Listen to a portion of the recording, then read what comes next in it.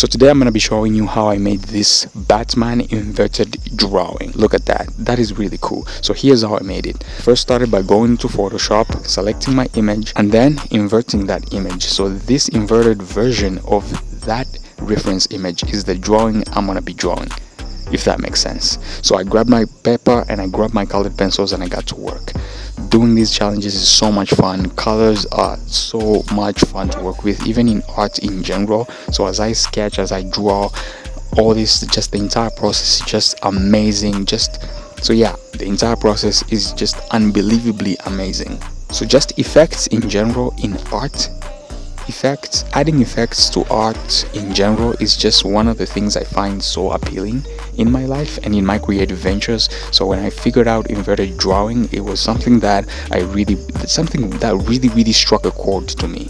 So now that we're done drawing, we're gonna add the negative effect, and it's gonna look something like this. That's really cool. Oh, I love the teeth, I love the lips, I love the blood on the lips and everything. Oh my god, this looks cool.